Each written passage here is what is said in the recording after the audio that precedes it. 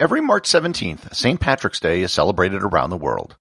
Everyone wears lots of green, there are parades, shamrocks, and a whole lot of drinking. But who exactly was St. Patrick? Why do we celebrate his day? And what does any of this have to do with shamrocks, drinking, and wearing green? Learn more about St. Patrick's Day and why we celebrate it on this episode of Everything Everywhere Daily.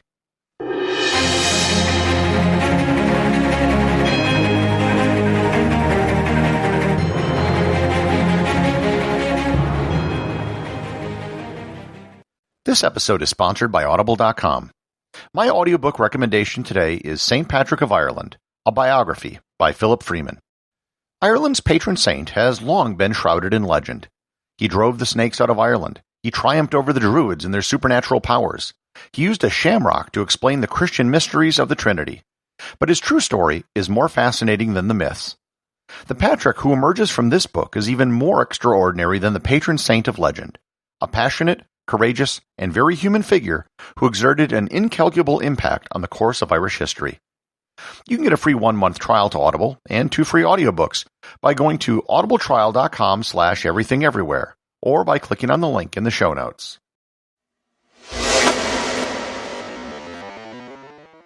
St. Patrick is the patron saint of Ireland, and the celebration of his feast day is now a celebration of Ireland itself. Any discussion of St. Patrick's Day has to start with the man, St. Patrick. We also have to recognize that many of the people who are considered saints from the very early Christian church might not have even existed. So the first question is, did St. Patrick even exist? And if so, who was he? St. Patrick almost certainly did exist, but many of the things attributed to him might not have happened, or they may have been confused with tales attributed to other people. Much of what we know about St. Patrick comes from the fact that he wrote an autobiography that survived. He was born sometime in the late 4th century in Roman Britain. The date of his birth is often given as 386, but there's a lot of doubt and confusion about the date. His birth name was Patricus, which is a Roman name. Patrick is an Anglicization of his iron name, which is Padraig. Hence, if you want to shorten the name of the day, it should be St. Paddy's Day with a D, not Patty, spelled the name as the hamburger patty. The big story out of Patrick's childhood was his abduction by pirates. Supposedly he was taken to Ireland, where he was enslaved for 6 years. During his captivity, he converted to Christianity from paganism. After 6 years, he escaped and traveled about 200 miles to an Irish port, convinced the captain to let him on board a ship, and then walked for 28 days to get back to his family. When he returned to his family, he continued his study of Christianity and eventually became a priest. In the year 432, he was ordained as a bishop and was sent to Ireland to convert the pagans on the island. His mission to convert the Irish was largely successful. He established missions, created organizations of priests and deacons for the island, and baptized thousands of people. He did run up against resistance from many of the tribal rulers on the island, especially because he was a foreigner. The use of the shamrock as a symbol of Ireland supposedly comes from St. Patrick. He used the shamrock, which is a 3-leaf clover, to explain the Trinity to the people he was preaching to. There aren't many mentions of this prior to the 18th century, so it's possible it could just be a legend. Likewise, the story most people know of St. Patrick is that he supposedly drove all the snakes out of Ireland. According to the legend, he was fasting for 40 days on the top of a hill when he was attacked by snakes. He then chased them all into the sea. Unfortunately, there is no evidence that there have ever been snakes in Ireland since the end of the last ice age, so there wouldn't have actually been any snakes for St. Patrick to drive away. There were other miracles that were attributed to him, including turning his walking stick into a living tree. His feast day of March 17th is supposedly the day he died. His burial site is believed to be at Down Cathedral in Downpatrick, Ireland. St. Patrick's Day was mostly just a normal religious feast day in Ireland, with added significance because St. Patrick was the patron saint of Ireland. Most of the modern traditions we associate with St. Patrick's Day, oddly enough, didn't come from Ireland. They came from the Irish diaspora, primarily living in the United States. The first St. Patrick's Day parade was recorded as having taken place in 1601 in the Spanish colony of Florida in the city of St. Augustine. Boston held its first parade in 1737, and in 1772 Irish soldiers in the British Army celebrated St. Patrick's Day with a parade and festivities in New York City. These celebrations were a way for Irish people who were away from home to celebrate their Irish culture with other Irishmen. After the American Revolutionary War, the celebration spread to other cities with large Irish populations.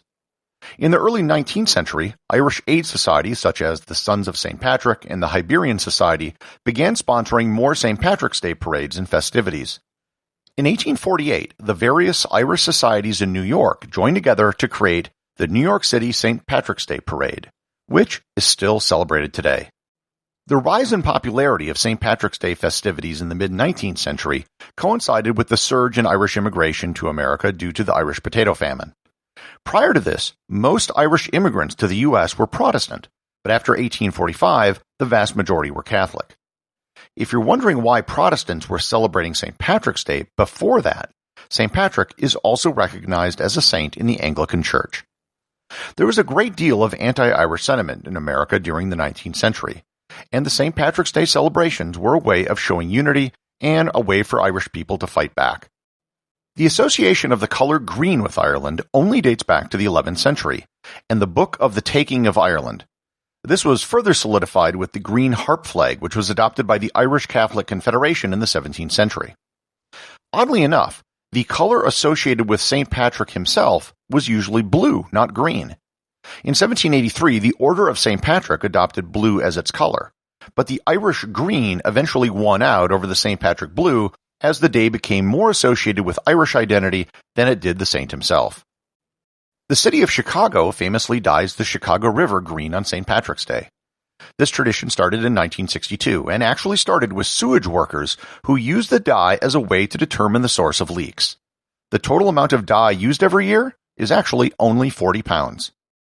Leprechauns decidedly have absolutely nothing to do with St. Patrick. They come from ancient Celtic traditions. Supposedly, they are solitary fairies who are often engaged in cobbling and have magical powers. They are neither good nor evil, but will often play tricks on people.